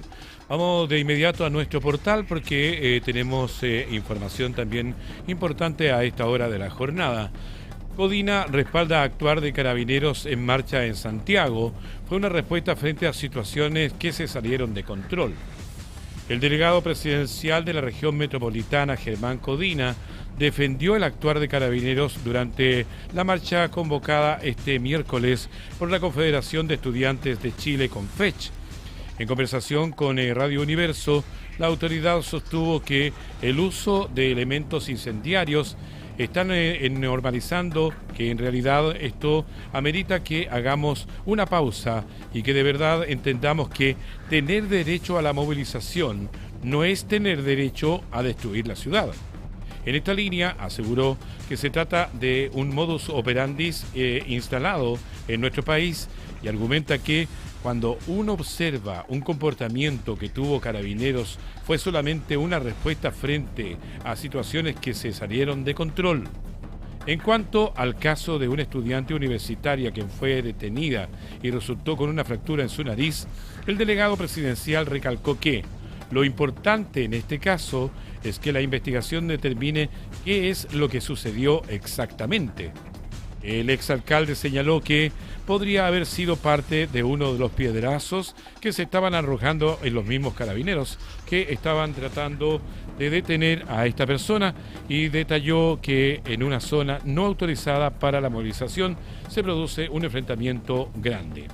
Junto con ello, realizó una diferencia con la manifestación en general y comentó que hubo muchas personas que continuaron la marcha de manera pacífica, y dado que se movilizaban de manera pacífica, si ustedes se fijan en los registros, Carabineros no interviene en ese momento y les brinda la posibilidad de continuar y pasar frente a la Moneda en un recorrido que no estaba autorizado. Esto no es un ataque a quienes pacíficamente en algún minuto se puedan manifestar. Se puede manifestar, por cierto, lo recuerda la Constitución. Nosotros no solamente lo respetamos, sino que además creemos que una democracia sana tiene que saber escucharse, añadió. Finalmente, Codina aseguró que como gobierno continuarán adelante en aquellos casos que se nos den garantía de que no va a haber violencia, poder brindar las autorizaciones, y llamó a no seguir justificando la violencia, porque lo que vivimos ayer en la mañana a mí me parece tremendamente grave, dijo. Ahí estaba la información que también se agrega a nuestro portal en esta jornada en Hora de Noticias. Nos vamos a trasladar al deporte, porque a esta hora vamos a revisar todo lo que ha sucedido en las últimas horas y lo que viene también en el deporte con Joaquín Arias, que ya está con nosotros. ¿Cómo estás, Joaquín? Buenas tardes, bienvenido. ¿Qué tal? ¿Cómo estás? Día jueves, ya nos aproximamos a lo que va a ser este fin de semana de fútbol para los equipos de la región, y vamos a partir con Everton de Viña del Mar, quien celebró justamente el día miércoles 18 años de la obtención del título de su último campeonato el año 2008, el partido que terminan ganando al conjunto de Colo-Colo, después en el estadio Sausalito. 18 años pasaron y lo celebraron con la presentación de Forever la serie en el Palacio Rioja, en el marco de su mes aniversario.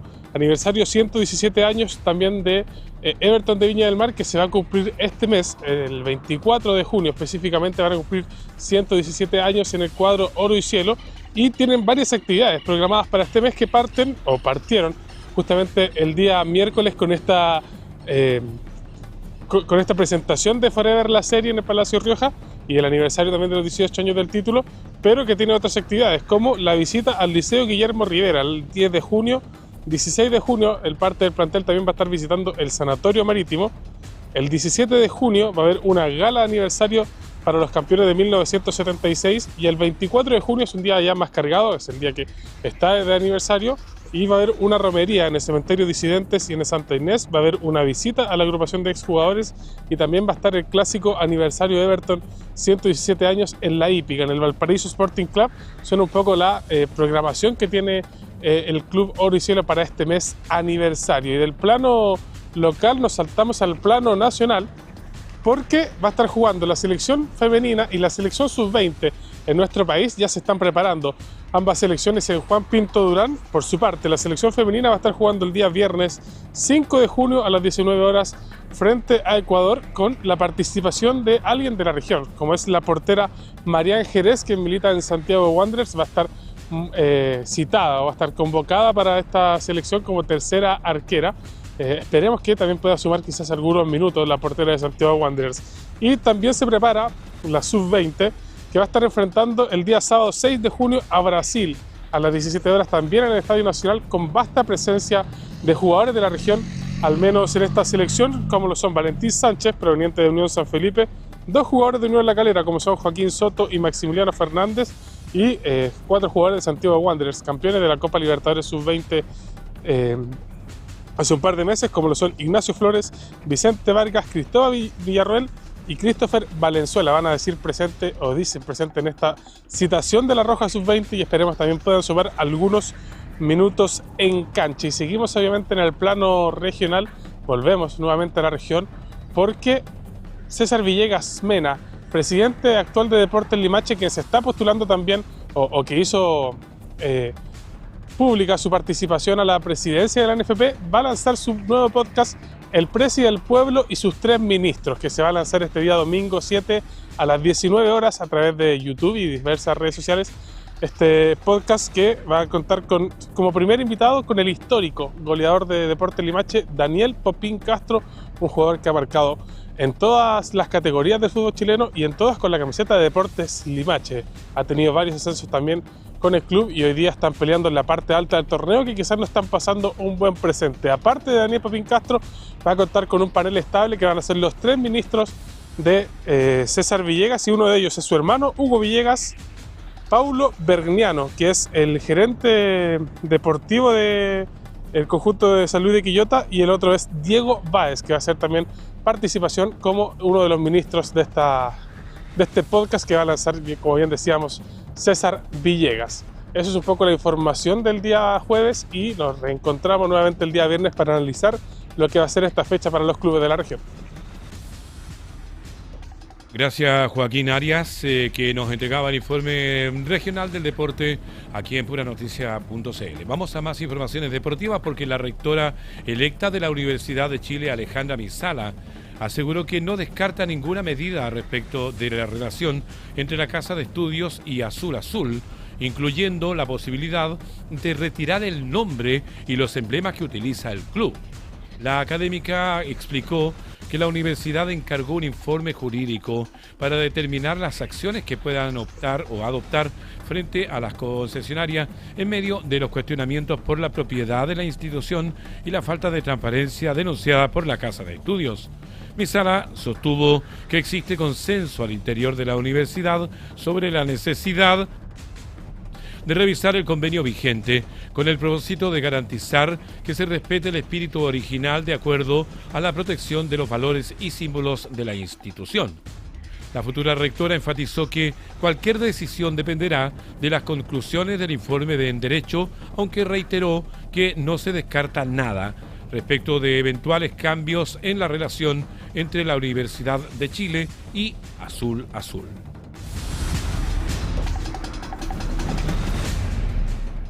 La prensa portuguesa vive la antesala del duelo entre Portugal y Chile, recordando uno de los episodios más dolorosos para la selección lusa en los últimos años. Diversos medios evocaron la semifinal de la Copa Confederaciones del año 2017, cuando la Roja se impuso en una dramática definición por penales tras igualar sin goles en Rusia. El histórico encuentro tuvo como gran figura a Claudio Bravo, quien contuvo los lanzamientos de Ricardo Quaresma, Joao Moutinho y Nani, permitiendo que Chile avanzara a la final del certamen y firmara una de las actuaciones más recordadas de su generación dorada. A pocos días del nuevo enfrentamiento entre ambas selecciones, la prensa portuguesa destacó que aquel resultado sigue presente en la memoria de los hinchas, especialmente por tratarse de una eliminación inesperada para un equipo que contaba con varias de sus principales figuras. El partido aparece como una oportunidad para medir el presente de ambas escuadras y al mismo tiempo revive el recuerdo de una jornada que quedó marcada en la historia del fútbol chileno por la actuación de Bravo y la clasificación de la Roja a una nueva final internacional.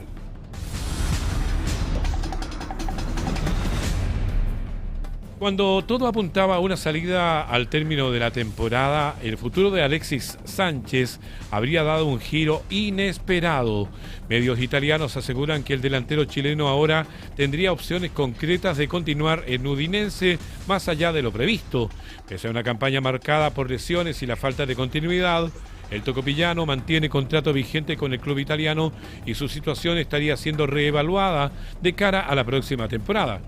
Durante las últimas semanas, diversos reportes daban prácticamente por cerrada la salida del conjunto Friuli, principalmente por la escasa consideración que tuvo bajo las órdenes del técnico Costa Rugainski.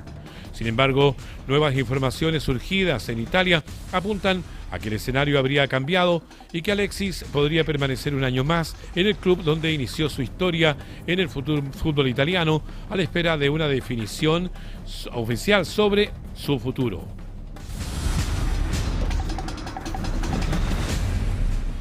Nos vamos al mundo del espectáculo porque la actriz española Esther Expósito rompió el silencio luego de la polémica generada por su aparición en La Casita, el exclusivo espacio VIP que forma parte de los conciertos de Bad Bunny. Las imágenes de la intérprete bailando junto a otros invitados se viralizaron rápidamente y provocaron una ola de comentarios en redes sociales. Frente a las críticas, Expósito defendió su presencia en el lugar y aseguró que simplemente aceptó una invitación para disfrutar del espectáculo.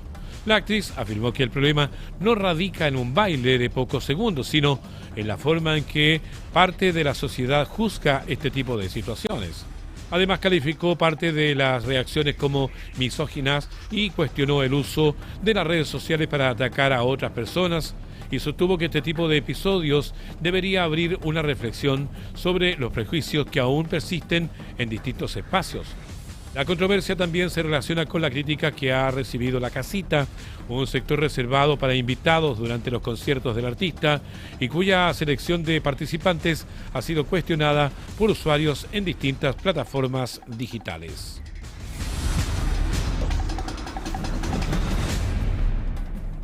Una nueva polémica sacude a la llamada retrofarándula luego que Angélica Sepúlveda reflotara una antigua historia vinculada a Gabriel Coca Mendoza y Eliana Albacete. La exica reality aseguró que entre ambos existió un romance cuando el exfutbolista mantenía otra relación sentimental. Las declaraciones surgieron en medio de una disputa entre Sepúlveda y Albacete, reviviendo un conflicto que se remonta a los años en que ambas participaban en programas de televisión y realities que marcaban una época.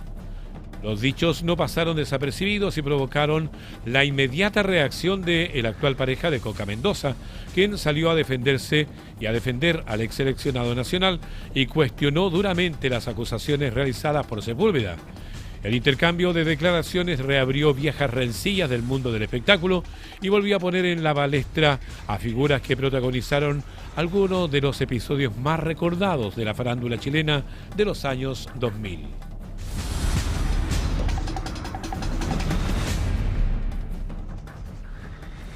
La actriz Patricia López lanzó una dura crítica a TVN al recordar la llamada era dorada de las teleseries de Canal. La intérprete cuestionó que muchos actores trabajaron durante años sin que existieran mecanismos que resguardaran su futuro previsional.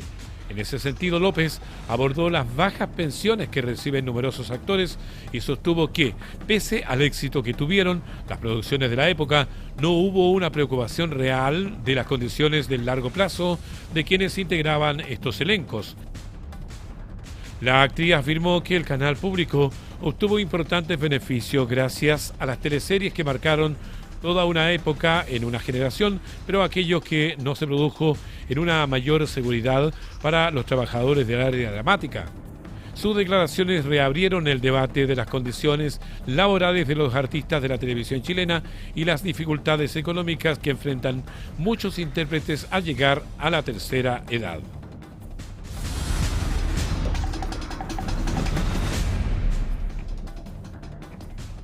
Y en la parte final ya de nuestro informativo revisamos titulares de la presente edición. Joven de 19 años muere y 7 personas resultan heridas tras violenta balacera en Rodelillo. Detective de la PDI hiere a sujeto que intentó agredirlo durante una persecución en Curauma.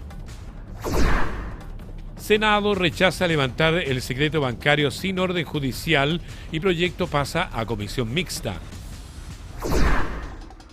Fiscal Nacional propone incluir caso de colusión en el registro de vándalos impulsado por el gobierno. CADEM, aprobación del presidente Katz, sube 41% tras la cuenta pública, aunque el discurso obtiene una evaluación históricamente baja. Gobierno defiende revisión de mochilas en escuelas protegidas, mientras oposición recurre al Tribunal Constitucional. Alcaldes reunidos en La Serena exigen fortalecer el Fondo Común Municipal y rechazan eventuales recortes presupuestarios. Así estamos llegando al término de la presente edición informativa a través de puranoticias.cl. Usted nos ve en la televisión, nos escucha en la radio y nos lee en la web. Las noticias como a ti te gustan. Que tengan una gran jornada. Buenas tardes. Puranoticias.cl presentó Hora de Noticias. Las informaciones más relevantes de la última hora en un resumen preparado por nuestro departamento de prensa. Tú nos ves, nos escuchas y nos lees. Puranoticia.cl. Las noticias como a ti te gustan.